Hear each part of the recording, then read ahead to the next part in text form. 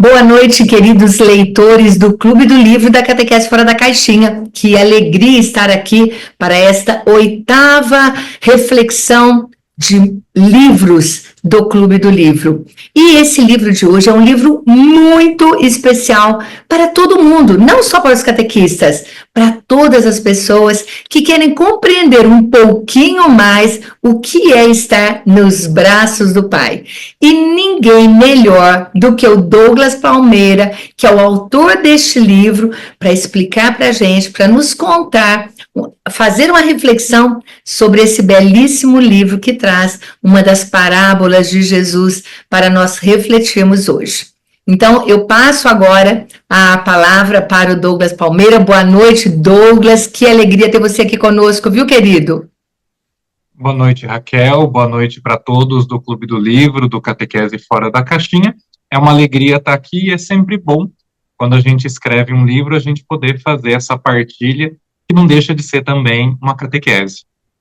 Com certeza. Seja bem-vindo, Douglas. Estou aqui ansiosa para ouvir a sua reflexão sobre esse livro. E eu tenho certeza que os catequistas também. Quem estiver aqui presente agora, ou então que vai assistir depois em outro momento, deixe os seus comentários nos comentários ou no chat, onde você estiver, para que a gente possa depois ler e responder para você. E quem sabe numa outra oportunidade a gente ter outros encontros com o Douglas também, para ele poder responder mais para vocês também, tá bom? Se você ainda não está inscrito no canal do YouTube, já aproveita para você se inscrever aqui na Catequese Fora da Caixinha e já deixa o seu like demonstrando que você gosta de ler, que você busca reflexões de livros, que você quer aprofundar e ter cada vez mais conhecimentos, tá bom? Então, eu vou deixar agora vocês com o Douglas e mais tarde eu volto. Até mais, Douglas, agora é com você, querido. Então, queridos catequistas, queridos irmãos e irmãs, que alegria estar aqui para fazer com vocês, então, esta catequese. Eu sou o Douglas, da paróquia Nossa Senhora do Patrocínio de Montemor, na Arquidiocese de Campinas, estado de São Paulo. Aqui, na nossa arquidiocese, eu coordeno a Comissão da Pastoral da Educação e a área de Educação e Formação da Arquidiocese de Campinas. Além dos nossos trabalhos aqui na nossa igreja particular, também este serviço de escrever, de publicar livros, de lançar catequeses através dos livros. Já são 8 livros publicados, 4 deles, ou metade deles, pela editora Santuário, que é a que publicou Nos Braços do Pai, e a gente vai fazer esse caminho através desta obra, que não deixa de ser, eu acredito que de todas as que eu já escrevi, essa tem mais a cara de catequese. Nós temos livros de formação de catequistas, livros sobre o trabalho pastoral, livros sobre a teologia da catequese, mas Nos Braços do Pai é uma verdadeira catequese, direcionada aos catequistas, aos catequizandos e às pessoas que desejem fazer este caminho de oração, que é a oração do Pai Nosso. Então, antes de falar um pouquinho do livro, do conteúdo do livro, eu queria situar vocês no contexto da escrita deste livro, porque tudo foi se encaminhando segundo a vontade de Deus. Eu fui convidado em janeiro de 2023 para pregar um retiro para adultos da catequese de uma paróquia aqui do lado, justamente sobre o Pai Nosso. Preparando, pensando o retiro, e na minha playlist sempre toca Padre Zezinho, estava tocando aquela canção antiga do Padre Zezinho, Alô Meu Deus, que é todo o itinerário do filho pródigo. Ouvindo aquela canção, eu pensei, por que não construir uma catequese sobre o Pai Nosso, mas à luz da parábola do filho pródigo? Será que dá para juntar os versículos da parábola com as sentenças da oração do Pai Nosso? Então, eu sentei e coloquei, mesmo um do lado do outro, as sentenças da oração, os versículos, e vi que casava, que dava para fazer uma reflexão. Eu fui procurar na internet algum caminho já pronto que pudesse me inspirar, e eu não encontrei. Eu até pesquisei em outros idiomas e tudo mais, e não encontrei até então nenhuma reflexão que casasse a parábola do filho pródigo com a oração do Pai Nosso. Eu pensei, se ninguém fez, vamos fazer. E eu comecei a escrever e no fim deu um livro. Foi o primeiro livro que eu lancei pela editora Santuário. Enviei para eles, eles gostaram da proposta, foi aí que a gente começou a nossa parceria. E entre enviar o livro e estar na mão do povo, levou 5 meses. Né? Foi um tempo até rápido para chegar na mão das pessoas. Então a gente publicou esse livro e vem fazendo essa catequese com todo mundo. E para a gente poder falar de um livro que trata da oração do Pai Nosso, à luz da parábola do filho pródigo, eu acho que é interessante primeiro a gente olhar para Jesus. Jesus é o nosso modelo de oração. Nas grandes decisões da vida pública de Jesus, primeiro ele subiu ao monte. Primeiro ele se colocava em oração. É durante a oração que o Espírito Santo desce no batismo. É durante a oração que Jesus se transfigura. É após a oração que Jesus escolhe os 12. No momento decisivo, na inauguração da sua Páscoa, Jesus se coloca primeiro em atitude de oração e de uma oração de entrega. Seja feito o que tu queres, não o que eu quero. Então, Jesus é modelo de oração para nós, ao ponto que os discípulos, ao orarem, ao observarem a intimidade de Jesus com o Pai, a maneira como Jesus vivia a sua espiritualidade, brota do coração deles esse desejo. Ensina-nos a orar. Então, a gente olha para Jesus como esse grande modelo de oração e a gente aprende do próprio Jesus a mais perfeita de todas as orações. E eu faço essa reflexão de maneira muito concreta no livro, fazendo a gente pensar. É a oração ensinada por Jesus. Quando nós nos dirigimos ao Pai, usando as palavras de Jesus, o Pai reconhece. Deus reconhece nas nossas palavras as palavras do Filho. Nós somos filhos no Filho, como nós aprendemos um hino antigo da nossa igreja. Aprendendo de Jesus, nós podemos nos dirigir a Deus chamando-o de Pai. E pensando na figura de Deus como um pai, a gente esbarra na parábola do filho pródigo, que, querendo ou não, não é uma parábola que dissesse respeito ao filho mais novo. O protagonista da história não é o filho mais novo, tampouco o filho mais velho. O protagonista da história é o pai. Jesus conta a parábola do filho pródigo para nos revelar, como que se fizesse um raio-x, mostrando para nós o coração de Deus. E aprendendo a figura e aprendendo a beleza de como Deus nos trata e nos acolhe, nós vamos aprendendo a ser um pouco mais parecidos com o Pai. Essa é a grande catequese da parábola do filho pródigo. Olhamos para o Pai para aprendermos a ser como Ele. Tem até um ditado que diz, né? Filho de peixe, peixinho é. Então, essa é a proposta, tanto da parábola do filho pródigo, que escancara o coração do Pai, quanto a oração do Pai Nosso, que nos aproxima e que nos permite esta relação. Essa palavra é central. Relação. Nós aprendemos isso na catequese, nós aprendemos isso na pedagogia da revelação. Nosso Deus é um Deus relacional. Nosso Deus é um Deus que se aproxima, que toma a iniciativa e participa da vida e dos passos de cada um de nós. Então, até a nossa experiência de oração a Deus precisa ser uma experiência relacional. Não é só um repetir palavras, não é só um fazer por obrigação, mas, de fato, fazer da oração uma experiência privilegiada de contato, de relação com Deus.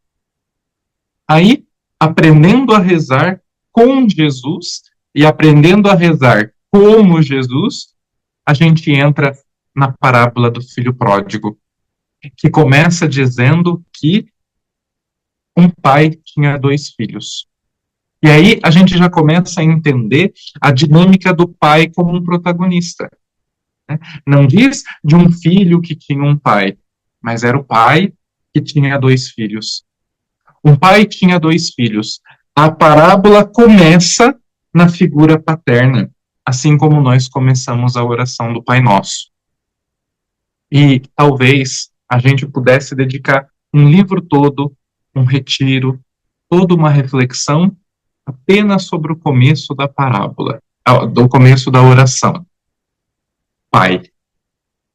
Você já fez essa experiência de parar e só dizer isso? Pai. Nosso Deus é Senhor, nosso Deus é o Criador, nosso Deus é onipotente, mas acima de tudo, nosso Deus é Pai. Jesus vem revelar o coração de um Deus que é Pai.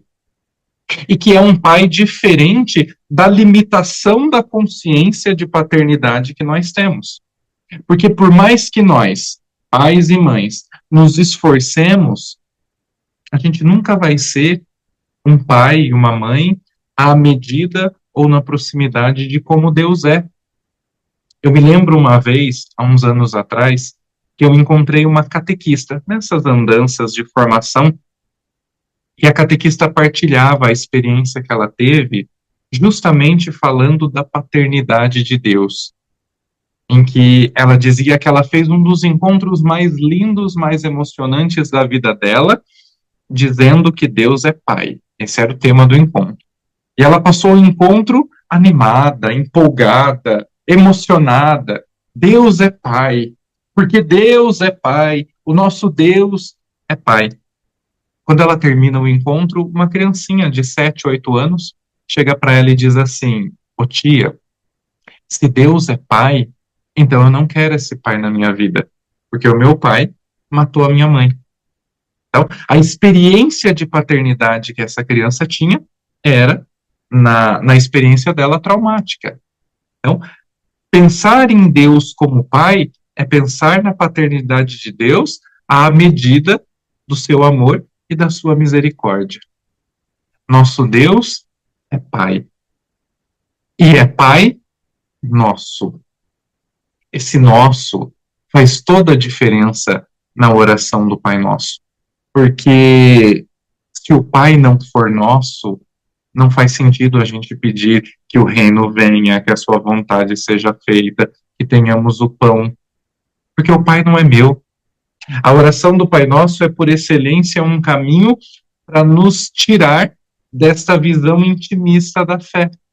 Embora eu reze sozinho, eu rezo sozinho lembrando dos demais. Eu rezo sozinho dizendo: Pai é nosso. A gente olha para a parábola do filho pródigo e vê um rapaz que tinha tudo. Um rapaz que tinha pai. E que, na concepção deste filho, isso não era o suficiente. Ele queria uma aventura. Ele queria algo a mais, sem perceber que, estando com o pai, ele tinha tudo que ele precisava. E que talvez seja uma reflexão que a gente precise abrir um parênteses aqui para fazer. Muitas vezes, a gente busca na vida da gente algo mais, algo que nós queiramos a mais. E nós nos esquecemos muitas vezes que a relação de Deus conosco não se dá com Deus provendo o que nós queremos, mas o que nós precisamos.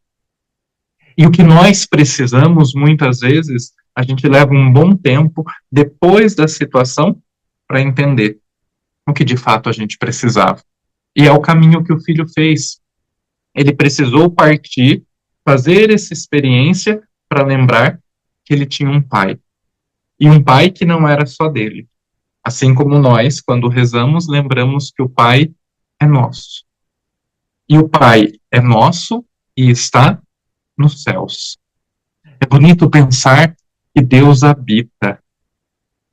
Não como um lugar físico, não como um espaço geográfico, mas um Deus que quer fazer morada. O Verbo se fez carne e armou a sua tenda no meio de nós. É bendita a cidade onde Deus habita, diz um dos salmos. Nosso Deus deseja fazer morada. Nós cremos no Deus da proximidade. Por isso nós rezamos: Pai, que é nosso e que estais nos céus. A gente volta para a parábola e olha para o filho que diz assim: meu pai, me dê a parte da herança que me cabe. Se para nós este contexto do filho que pede a herança para o pai já é algo assustador, imagina no contexto da sociedade de Jesus, da sociedade de 2000 anos atrás. Um filho que pede ao pai a herança nada mais é, naquele contexto, do que de um filho que deseja a morte do próprio pai. De um filho que quer trilhar caminho sozinho e que não precisa da figura, da presença do pai, mas da herança que lhe cabe.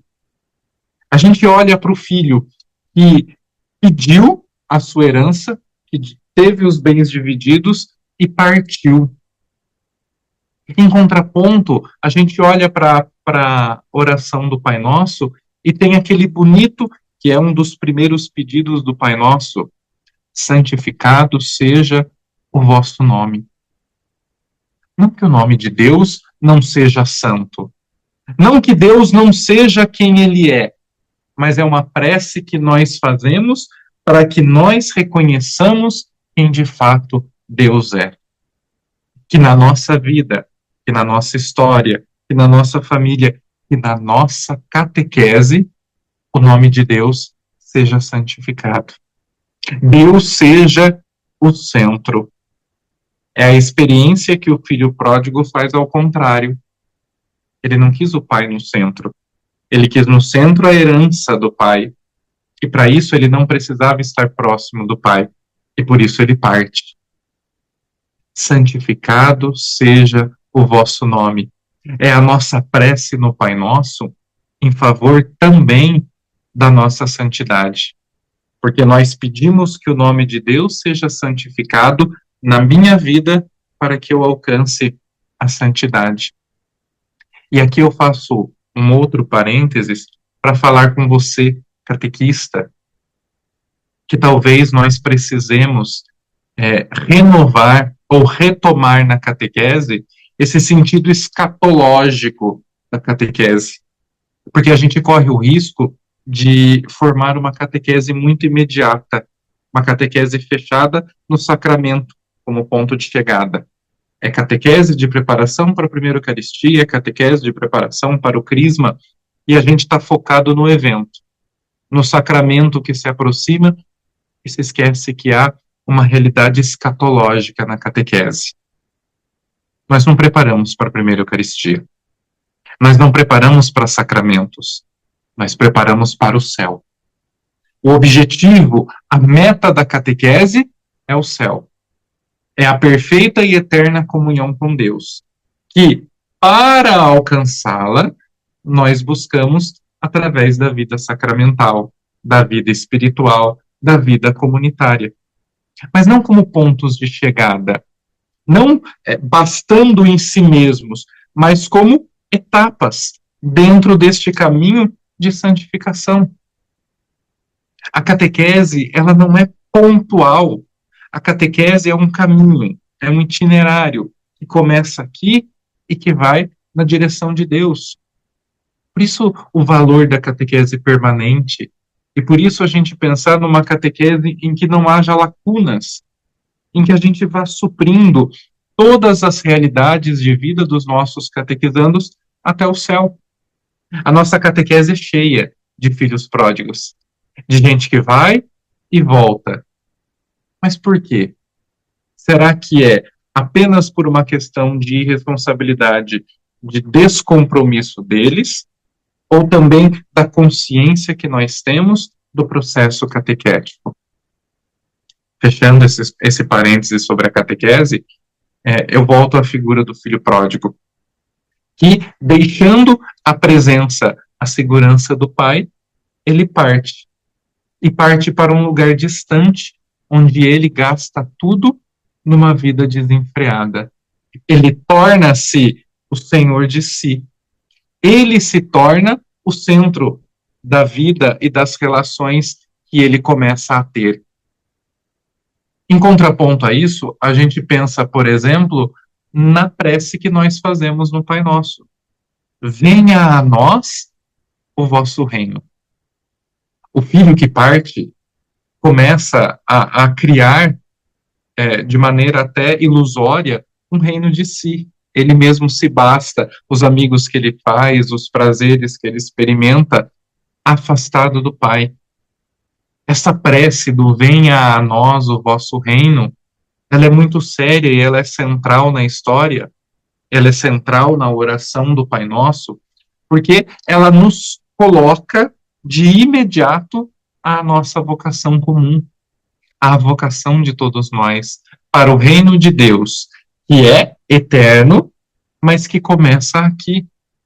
Nós aguardamos a esperança da ressurreição, a esperança do reino de Cristo, nós rezamos na liturgia. Anunciamos, Senhor, a vossa morte e proclamamos a vossa ressurreição. Vinde, Senhor Jesus. O reino de Deus acontece onde Deus é rei. O reino de Deus brota, o reino de Deus se desponta onde nós criamos condições para que, como nós cantamos naquele bonito refrão de Thésée, inspirado na carta de São Paulo aos Romanos, um reino de paz e de justiça. A gente olha para a realidade da nossa sociedade atual, de um mundo tão perdido e ao mesmo tempo tão amedrontado, com tantos medos, com tantas desesperanças, nas quais nós somos convidados a ser peregrinos de esperança nesse ano jubilar. A gente olha para tudo isso e somos convidados, como catequistas, como catequizandos, como católicos, a fazer acontecer o reino de Deus. Nós somos semeadores deste reino. Nós somos, ao contrário do filho que parte, que se torna rei de si, nós somos agentes de um reino que não é nosso, na sua essência e na sua formação, mas que é nosso por herança, do qual nós somos convidados a participar. Venha a nós o vosso reino. Quando a gente pensa neste mundo tão frágil e que teme pela ausência da paz, venha a nós o vosso reino, Senhor. Sejamos nós construtores deste reino. Percebam que a oração do Pai Nosso, ela não é uma oração passiva ou estática. Ela é uma oração ativa. É uma oração que nós dizemos com os lábios, refletimos com o coração, mas que nos coloca com os pés no chão, com as mãos na massa e com os olhos no horizonte. Porque essa é a dinâmica do ser discípulo de Jesus. Nós colocamos os nossos pés no chão, na realidade ao qual Deus nos envia. Nós colocamos a nossa mão na massa, fazendo acontecer o reino de Deus na nossa vida e na vida das pessoas. E nós miramos os nossos olhos no horizonte, porque nós temos uma meta. Porque este caminho não termina aqui. Este caminho começa aqui, mas termina na eternidade do coração de Deus. Venha a nós o vosso reino, Senhor. E aí a gente vai para a próxima prece do Pai Nosso. Seja feita a vossa vontade, assim na terra como no céu. Percebam que o filho da parábola, ele parte, ele gasta, o dinheiro termina, porque na vida da gente tudo passa, e ele começa a passar necessidade.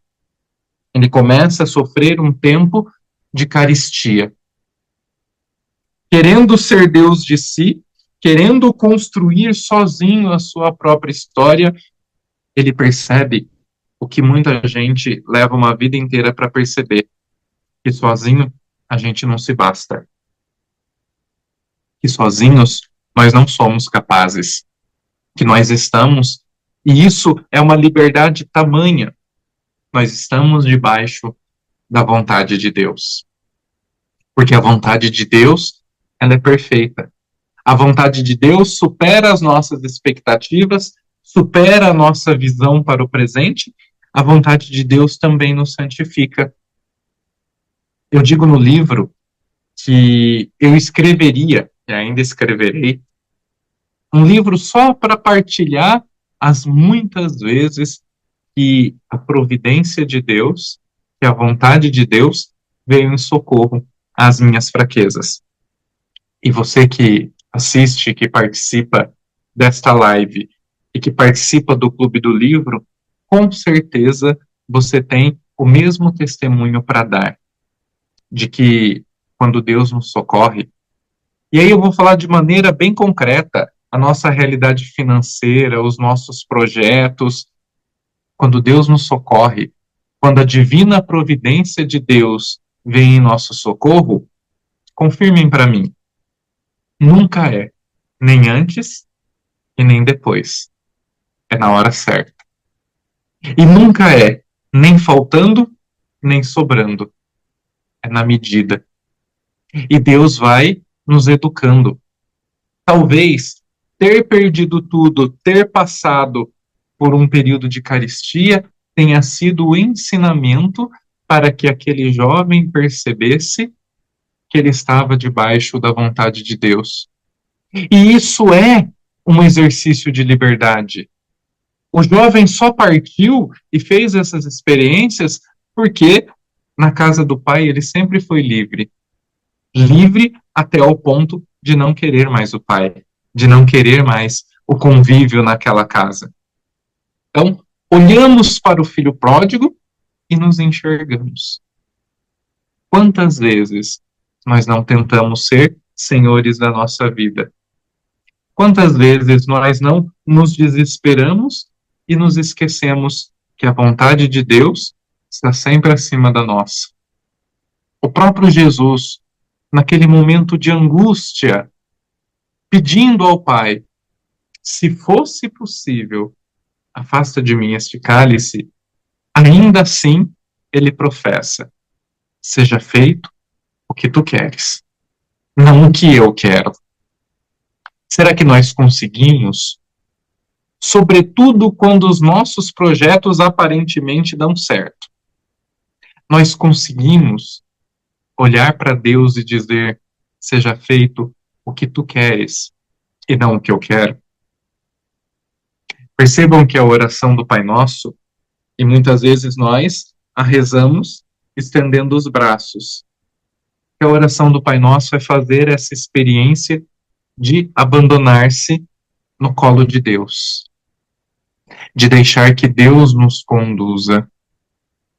Há uma verdade bonita quando nós rezamos o Salmo 23, o Senhor é o pastor que nos conduz. A gente sabe esse salmo quase que de cor, mas perceber que Deus nos conduz, que os nossos passos são guiados e são orientados por aquele que tem nas mãos e no coração a nossa vida. E colocar-se debaixo da vontade de Deus é esse exercício de liberdade, de alguém que pode partir, mas que insiste em ficar, porque sabe que nos braços do Pai é o seu lugar. Então, quando nós temos a possibilidade de rezar, seja feita a vossa vontade, assim na terra como no céu, nós nos colocamos debaixo da vontade de Deus e pensamos, a vontade de Deus é, por excelência, feita no céu. As criaturas celestes que nós ensinamos na catequese, todas as potestades e as criaturas angélicas que estão diante de Deus, aqueles que nós reconhecemos como santos, que intercedem por nós, estando como que numa grande ciranda em torno de Deus, no céu, lá a vontade dele é feita. Nós pedimos que aqui na terra ela seja feita como ela é feita no céu. Será que nas orações que nós fazemos, cada vez que nós repetimos o Pai Nosso, nós temos essa consciência de que a vontade de Deus seja feita aqui na terra, na minha realidade, na minha família, na minha catequese, na mesma medida, na mesma proporção que ela é feita no céu? São coisas para a gente pensar, e a catequese deste livro vai nos conduzindo nesse verdadeiro retiro. Vamos olhar para a parábola de novo. O filho parte, o filho perde tudo, e ele chega ao ponto de querer disputar da lavagem dos porcos. Olha a humilhação deste filho, para onde o levou. E nem isso lhe davam. Ele começou a passar fome. Ele que tinha do bom e do melhor na casa do pai. Ele que, esbanjando em toda uma vida desenfreada, de repente ele se vê sem nada. A gente olha para o filho que passa fome e olha para a nossa oração do Pai Nosso. O pão nosso de cada dia nos dai hoje. Também nos faz pensar um pouquinho sobre os cuidados de Deus, que não se dão na extravagância, não se dão no exagero. Nós não pedimos o pão para sempre, nós pedimos o pão de cada dia. Que Deus cuide e se revele a nós a cada dia.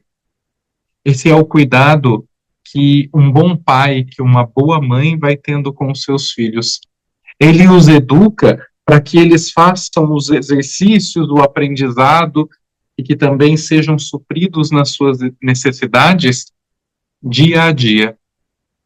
Não de maneira exagerada, porque Deus sabe que nós não conseguimos lidar com aquilo que é maior que nós.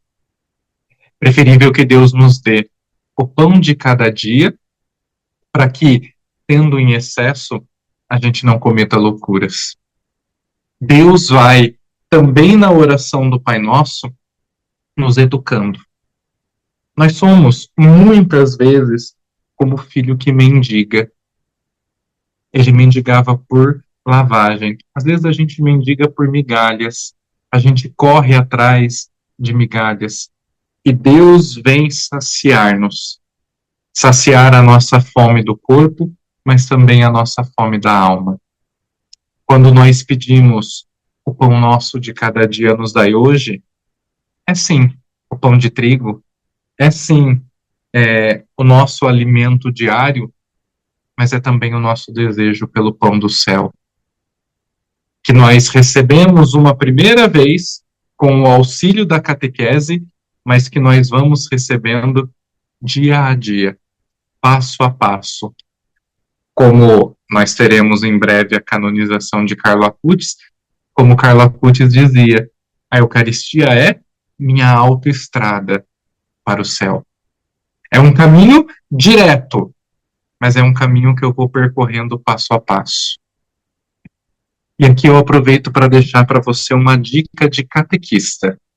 Para você que é pai, que é mãe, para você que nos acompanha na educação dos seus filhos, no gerenciamento da sua família, mas também para lidar com as questões de alimentação, nas questões de manutenção da casa. Quando a coisa apertar, lembre-se quem é que cuida de nós. O pão nosso de cada dia nos dai hoje. O amanhã eu confio nas tuas mãos. O amanhã eu confio no teu coração. Dá-me o pão nosso de hoje. E aí, um detalhe importante. O pão precisa ser nosso. Se o pão não for nosso, o reino não vem. Quem acumula para si, não consegue enxergar o reino. Quem não luta para que todos tenham o pão que é nosso no dia a dia, não entendeu ainda o que é ser cristão. Porque ainda hoje, onde um estômago dói de fome, onde uma criança morre, por N situações, onde alguém sofre, o rosto de Cristo ainda dói, o rosto de Cristo ainda chora. E é preciso que a oração do Pai Nosso também nos desperte para essa realidade social. Porque se somos discípulos de Jesus, não descansaremos enquanto todos os discípulos de Jesus não forem saciados. Bem-aventurados os que têm fome e sede de justiça, porque serão saciados. Essa realidade social da catequese precisa também acompanhar toda a nossa vivência e toda a nossa espiritualidade. Na verdade, a oração do Pai Nosso trilha conosco, nos ajuda e nos educa nesta relação que é vertical, que nos conduz a Deus, mas que também é horizontal, que nos aproxima dos nossos irmãos e irmãs. Meu irmão, minha irmã catequista, o pão, ele é nosso. O Pai, ele é nosso. E a gente precisa aprender a fazer este caminho que o filho da parábola também faz. De, mesmo nas nossas misérias, mesmo na nossa pequenez, reconhecendo quem é que dá a nós e aqueles que nada têm, o pão, a palavra, a misericórdia de cada dia, como nós lemos no livro das Lamentações. As misericórdias de Deus se renovam a cada dia. E aí a gente entra, que na minha opinião de autor, de quem escreveu, quem lê tem sempre o seu trechinho, o seu capítulo preferido. O meu preferido, o que eu mais gostei de escrever e o que eu mais gosto de ler, é o capítulo 6 do livro, que é o que nós entramos agora. O perdoai-nos as nossas ofensas. Porque o filho, percebendo-se no nada, percebendo-se como quem perdeu tudo, ele descobriu o maior ensinamento da vida dele, que também precisa ser um grande ensinamento da catequese. Nessa vida a gente vai perder tudo. Tudo passa, Santa Teresa já dizia. Tudo passa. E é justo que muito custe o que muito vale. Mas é preciso que a gente faça a experiência do filho, que perdeu o dinheiro, os amigos, as mulheres, a dignidade. Ele perdeu tudo, menos um lugar para voltar. O livro Nos Braços do Pai, ele foi feito para ser uma catequese, mas a imensa maioria dos feedbacks, das partilhas que eu recebo das pessoas que leem esse livro, nem é tanto dele como uma catequese, mas é dele como um retiro. Então, eu já recebi testemunhos de pessoas de cidades que eu nem sabia que existiam, dizendo: com este livro, eu fiz um caminho de volta para Deus. No Catequistas Brasil do ano passado, uma senhora de Manaus, ela disse para mim: eu dei o seu livro para o meu filho e fiz ele ler. Ele leu meio forçado, mas ele voltou para a igreja fazendo a experiência do livro. Então, eu digo que se esse livro proporcionou uma experiência de intimidade, de relação com Deus, para pelo menos uma pessoa, então valeu a pena ter escrito. Então, a gente olha para o filho da parábola que perdeu tudo menos um lugar para voltar.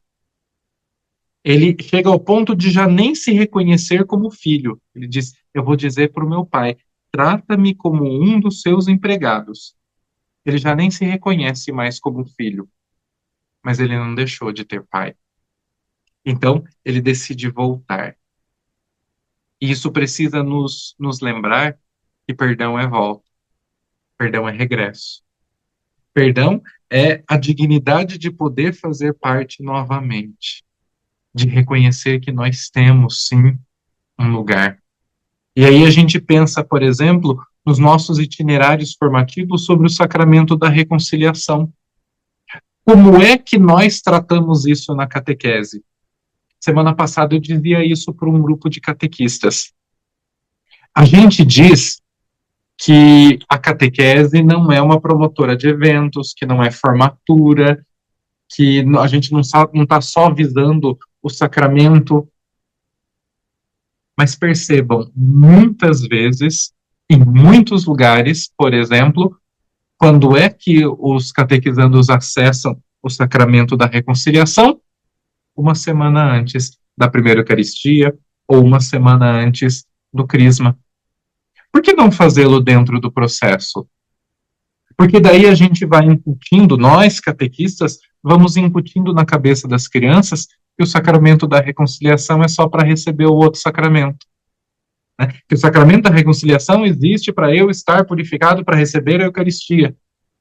E não é só isso. O sacramento de reconciliação é, na minha vida de fé, os meus caminhos de volta. Porque quantas e quantas vezes nós nos afastamos de Deus e pelo sacramento da penitência, o sacramento da reconciliação, nós temos a possibilidade de regressar. Às vezes, os nossos catequizandos vêm desabafar com a gente, vêm pedir conselhos. A gente dá vários conselhos. Mas será que nós os encaminhamos também ao sacramento da reconciliação? Será que nós permitimos também a eles esta purificação interior de poder regressar? Tanto no sacramento da reconciliação, quanto na leitura orante do texto do Filho Pródigo e no Pai Nosso, nós temos a oportunidade de nos voltar para o coração de Deus e repetir essa prece: perdoai as nossas ofensas. Perdoai-nos. Nós sozinhos não conseguimos, nós caímos. São João Paulo II definia o santo como aquele que cai, levanta e continua. O nosso caminho de santidade é esse. A gente cai, levanta e continua. O sacramento da penitência, o sacramento da reconciliação é esta alavanca, este impulso para cima, para nos lembrar que nós não fomos feitos para o chão, que nós não fomos feitos para estar atirados, para estar largados. Nós fomos criados para o alto. Então a gente faz o caminho do filho que decide voltar, que faz este caminho de regresso e que muitas vezes nós nos afastamos e não percebemos o que é a maior beleza deste texto. O texto diz que o filho ainda estava longe e o pai corre-lhe ao encontro para encher-lhe de beijos, para devolver a sua dignidade.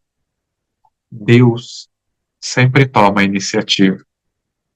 Nós somos adoradores, nós somos discípulos, nós somos filhos de um Deus apaixonado, que toma a iniciativa, que vai ao encontro.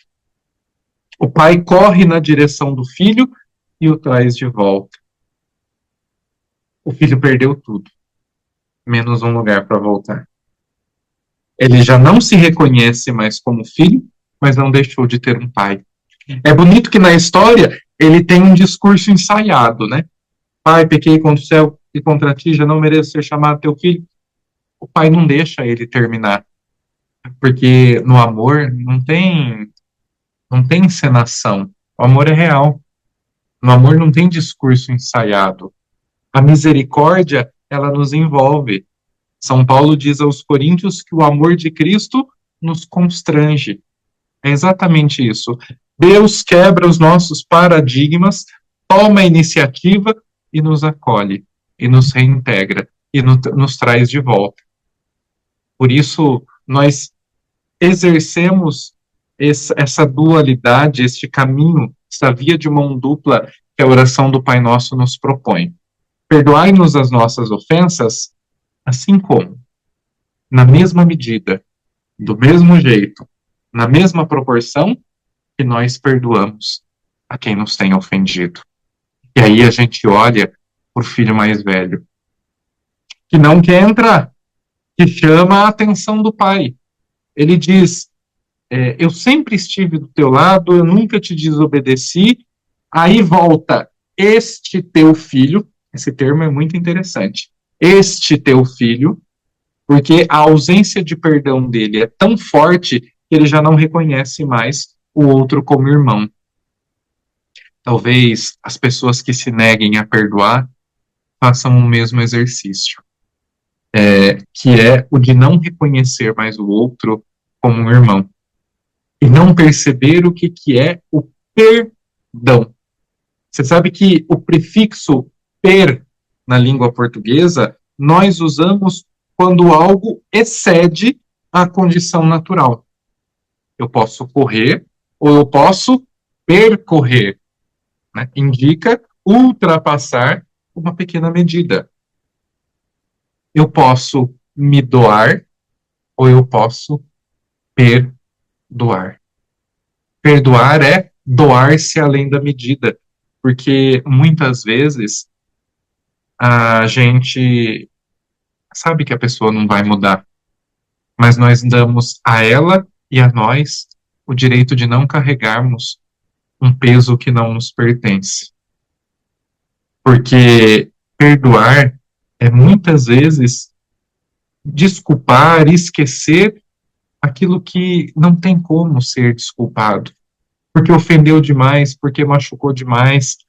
Mas quando a gente olha para a nossa relação com Deus, a gente percebe que quantas vezes Deus perdoou em nós o que não merecia perdão.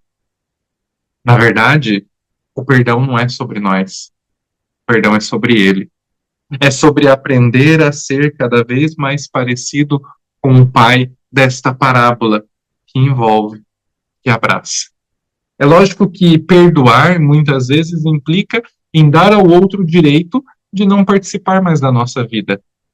Às vezes isso é preciso, isso é sadio, isso faz parte da minha saúde emocional, espiritual, mas dando ao outro o direito e a liberdade de seguir a vida dele sem ressentimentos. Tem gente que diz assim, eu perdoo, mas não esqueço. Então não entendeu o que é perdão. Porque o perdão é justamente a capacidade de permitir-se que aquilo que doeu lá atrás não tenha mais domínio, não doa mais sobre mim. Olhamos para o pai, para o filho mais velho, para o filho mais novo, e pensando na nossa relação com Deus, nós pedimos, perdoai-nos as nossas ofensas, mas na mesma proporção, na mesma medida, do mesmo jeitinho que nós perdoamos a quem nos tem ofendido. A oração do Pai Nosso é essa oração de proximidade, é este caminho de volta que o filho mais novo e que o filho mais velho precisaram fazer. Um fugiu do pai. O outro, estando perto, não deixou de estar longe de toda a dinâmica do sentimento que passava pelo coração do pai. Ele estava junto, mas não entendeu quem era o pai dele.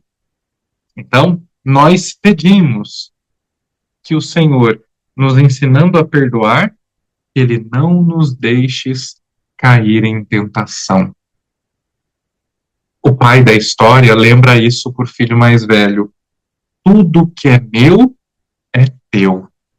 Não caia na tentação de dividir o que o amor une. Não caia na tentação de construir um muro quando você pode construir ponte. Por isso nós pedimos, olhando para a parábola do filho pródigo, nós pedimos ao Pai, não nos deixes cair em tentação. Vocês sabem que os italianos, na tradução do italiano, eles não rezam como nós, não nos deixeis cair em tentação, mas eles rezam, não nos abandones na tentação. Porque na tentação nós caímos, porque é próprio da condição humana. Mas a prece que eles rezam é, se nós cairmos, não nos abandones na tentação. Não nos deixes caminhar sozinho. Porque não há desgraça maior, não há tristeza maior na vida de uma pessoa do que a ausência de Deus, do que estar sozinho. E é por isso que a gente faz em grupo essa experiência de catequese. Porque um vai fortalecendo o outro como discípulos de Jesus, a gente vai caminhando, colocando os nossos pés onde estão as pegadas do nosso Mestre. Pense nisso quando você for rezar. Pensando em toda a dinâmica do filho pródigo, não nos deixes cair em tentação.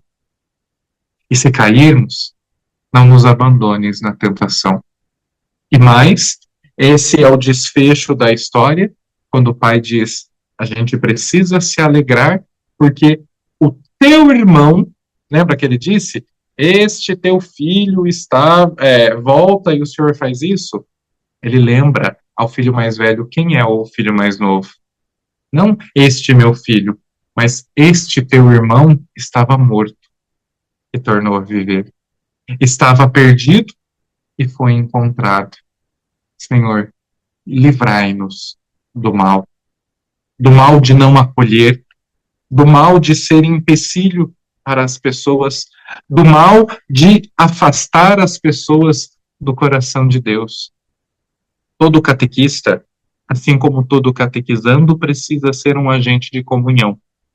A gente precisa aprender a derrubar muros e a construir pontes. A gente olha para essa sociedade tão dividida, politicamente, economicamente, socialmente, até mesmo dentro das nossas comunidades religiosas. Às vezes é mais fácil estabelecer diálogo com alguém de outra religião do que com alguns grupinhos dentro da nossa. E às vezes a gente olha para essas pessoas e pensa, meu Deus, é a igreja de Jesus?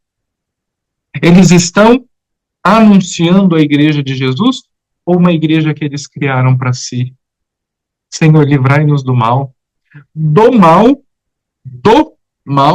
mas também de todos os males causados pelo mal.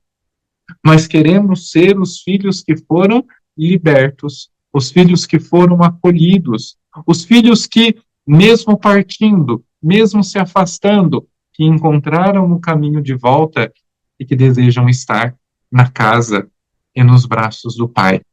Essa é a nossa morada definitiva.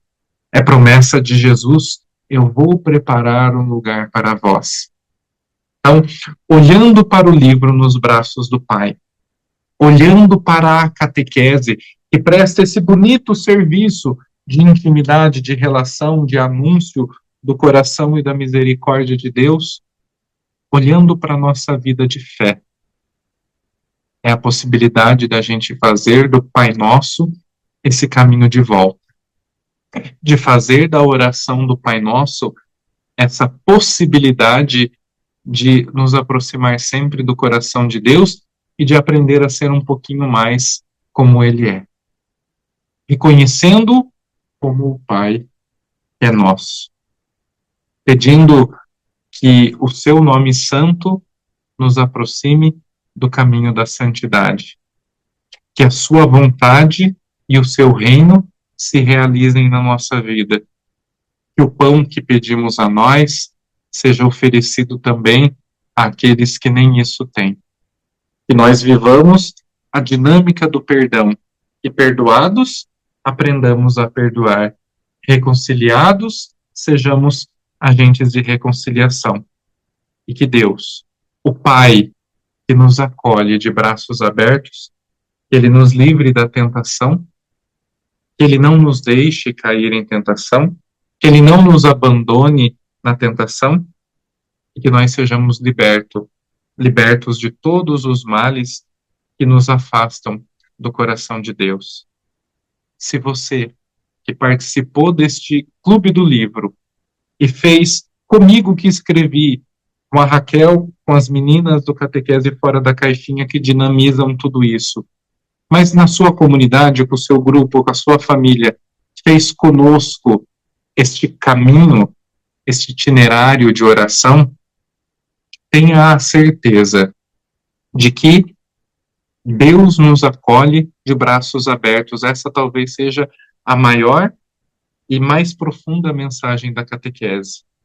E para você que nos acompanha e que ainda não conhece essa obra, que é curtinha de ler, que é baratinha para adquirir, que você se desafie a fazer esse itinerário. nós estamos nos aproximando da Quaresma. É uma boa possibilidade de retiro para o tempo quaresmal.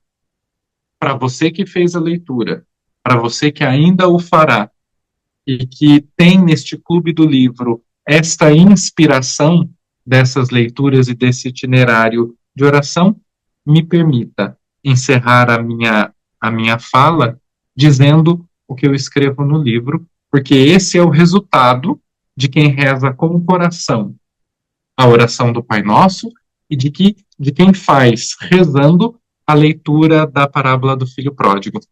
Seja sempre bem-vindo a esta casa, que é o coração de Deus e que sempre será o lugar de todos nós. Douglas, eu estou encantada com esta partilha, com essa riqueza dessa catequese que você deu. E sorte de quem está aqui agora e de todas as pessoas que vão ter a oportunidade de assistir. Mostra o seu livro, Douglas, eu não estou com o meu aqui. Aqui, ó. Para as pessoas verem. Olha que linda. Ah, não, mais longe por causa da... Aí. Olha. Tá melhor? Sim, essa imagem é a imagem de Rembrandt, né, Douglas, que é a do livro, e é um livro belíssimo que temos que ler, temos que meditar, repassar, compartilhem esta reflexão, esta catequese que o Douglas veio aqui, dispôs a falar desse livro tão rico, dessa partilha tão grande, da parábola do Filho Pródigo, associada à oração do Pai Nosso.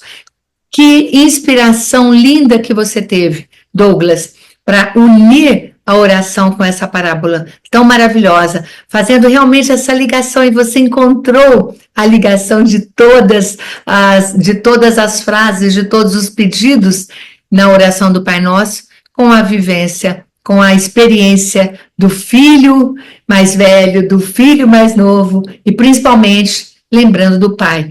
O que mais me marcou é que você disse que ele perdeu tudo, mas ele não perdeu o pai.